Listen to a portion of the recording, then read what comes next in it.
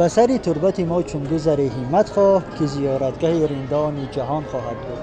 اینجا آرامگاه حافظ شیرازی شاعر رند ادبیات فارسی تاجیک است که زیارتگاه هزاران دوستداران ادبیات و فرهنگ و عرفان گشته است. بیاید یک جای سیر حافظیه میکنیم. شیراز در عصر 14 در سینه خود شمس‌الدین محمد را پرورید که برای ازبر کردن کل قرآن حافظ تخلص گرفت.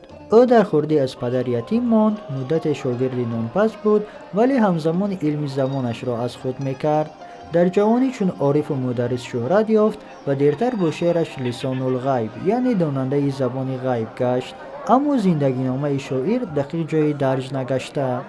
کلا هیچ کس نمیتونه بگه ما از زندگی حافظ خیلی اطلاع داریم، یعنی برعکس بقیه شاعرامون مثل همون رودکی که شما خیلی خوب میشناسینش، مولانا، عطار، سعدی، حافظی زندگیش خیلی مرموزه، خیلی رمز و راز داره. ما خیلی نمیدونیم کجا زندگی میکرده، چی کار میکرده، زن و بچهش کی بودن. ما حتی یه تصویر واقعی از حافظ رو نداریم. همین کسی نمیتونه بگه من حافظ رو میشناسم. حافظ زمان تحولات سیاسی و جنگ جاه طلبان زیست که آن در زندگی و ایجادش به تأثیر نبود.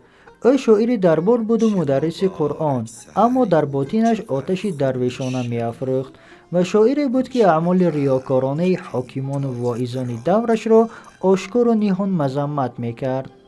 همین جسارت رندیانه به شعر او عنوان ترجمان اسرار را بخشید.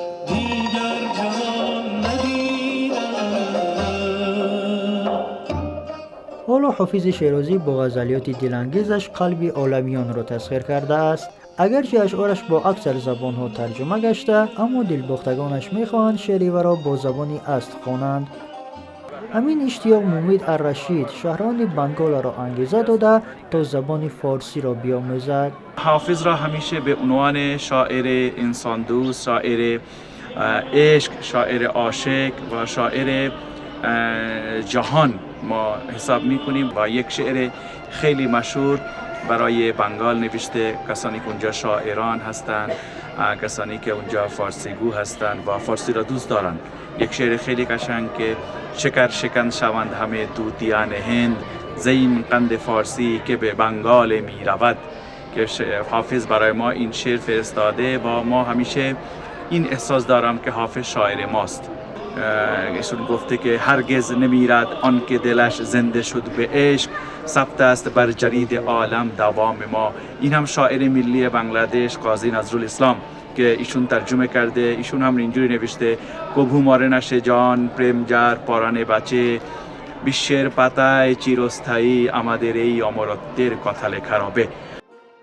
رشته عمر حافظ در حدود 65 سالگیش کنده شد و در گلگشت زادگاهش مدفون گشت. حالا این مکان را حافظیه یا خود آرامگاه خاک مصلا می نامند و یکی از مهمترین جاذبه‌های گردشگری ایران محسوب می شود.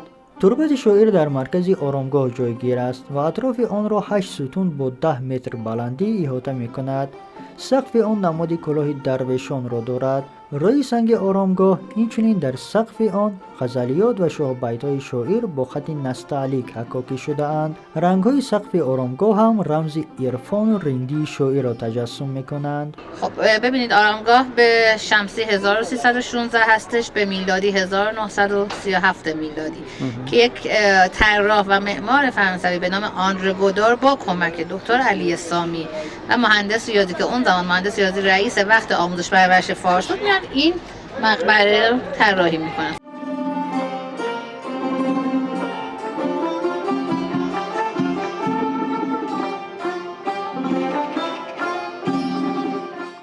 حافظیه از دو قسمت، حوله جنوبی و شمالی عبارت است. حوله جنوبی با گلگشتش رمز دنیای مادی و حوله شمالی با قبر و گنبد رمز دنیای معنوی و فانی است. این دو قسمت با حوضهای خرد و ایوان 20 ستونه از همدیگر جدا می شوند. اینچنین در کتابخانه مجموعه پژوهشگران به حافظ شناسی مشغولند. از خواجه حافظ عنعنه دیگری هم مانده. دلباختگان ادبیات وقتی در دل قصد انجام کار دارند و نمی توانند تصمیم گیرند به دیوان حافظ رو می آورند تا از غیب اشاره دریافت کنند.